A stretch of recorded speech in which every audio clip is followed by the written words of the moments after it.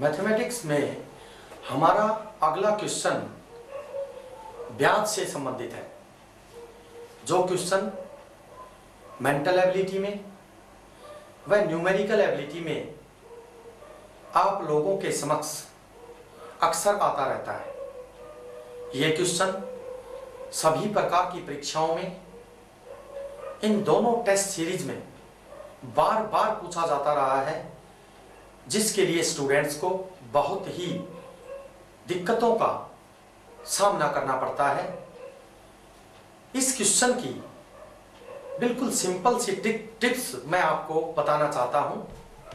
आप देखिए कि क्वेश्चन क्या है कि कोई धन 5 वर्षों में 2.5 गुना हो जाता है, ब्याज की वार्षिक दर ज्ञात करें। देखिए कितना सिंपल सा क्वेश्चन है, कितना छोटा क्वेश्चन है, लेकिन परीक्षार्थी इसके अंदर काफी कंफ्यूज हो जाते हैं। कंफ्यूजन कुछ भी नहीं है, मैं आपको एक छोटी सी बात याद दिलाता हूं जो आप 5th और 6th क्लासेज में सीखने लगे थे। देखिए कि अगर हम मूलधन निकालते हैं, ब्याज निकालते हैं, तो साधारण ब्याज का एक सिंपल सा सूत्र है कि मूलधन गुणा दर गुणा समय बटे 100 और बराबर है हमें ब्याज प्राप्त होता है। देखिए अब इसके अंदर अगर हम सोचें इस क्वेश्चन में, अगर कहीं पर इसमें देखिए कोई धन, जहां पर किसी भी क्वेश्चन में कोई धन दिया हुआ हो तो वहां हमें माना धन x या माना धन 100 मानना पड़ता है। अगर कोई भी धन साधारण ब्याज में ना दिया हुआ हो तो अब यहां पर आप सपोज करो मूलधन 100 है और दर हम सपोज करते हैं 3% है और समय जो है वो 5 वर्ष है। अगर हम इसके ये देखिए परसेंट के नाम के बटे 100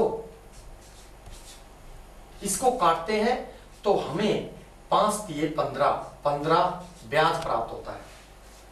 तो आप इस बात को अच्छी तरह समझ गए होंगे कि देखिए साधारण ब्याज में जिस क्वेश्चन में माना धन 100 होता है, मूलधन जहां 100 होता है वहां दर गुणा समय बराबर है ब्याज होता है।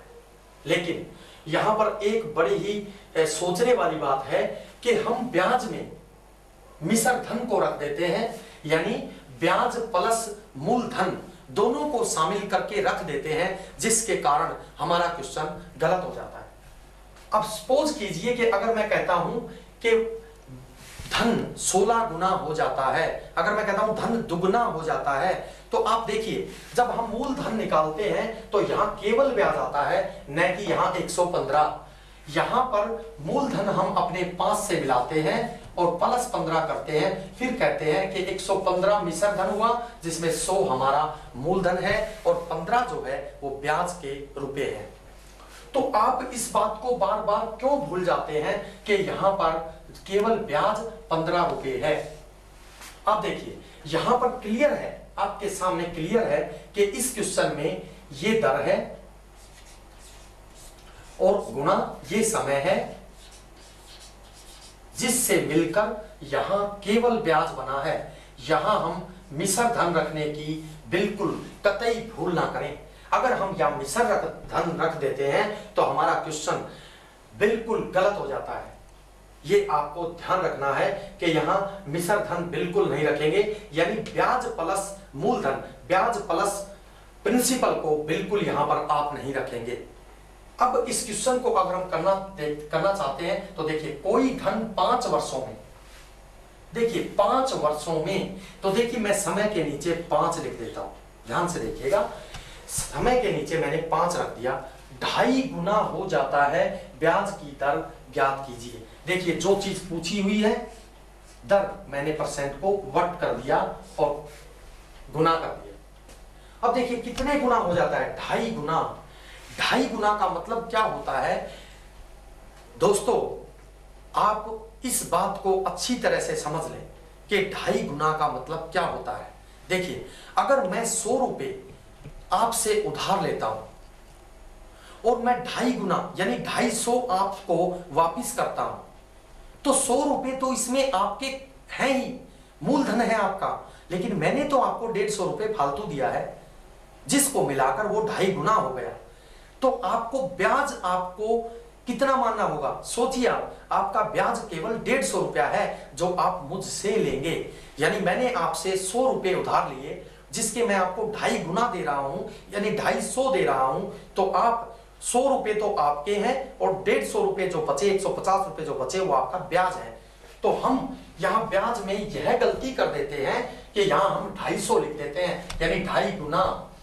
आप यहां पर केवल 150 रुपए लिखेंगे, यानी जितने, अगर 16 गुना हो जाता है आपका धन, तो 16 का मतलब 100 तो आपने मुझे दिए थे, क्योंकि माना धन 100 है। 16 आपने मुझे 100 रुपए आपने मुझे दिए थे और 1600 प्राप्त कर रहे हैं, तो उसमें से 100 घटा दें।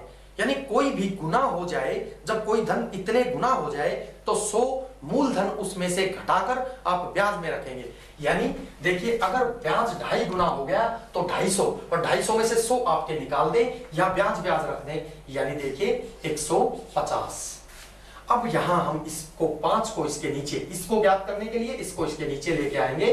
5 या 15, तो ये देखिए 30 आया, जो 30 क्या है? 30% दर। ये देखिए 30% आपको दर प्राप्त हो जाएगी। आपको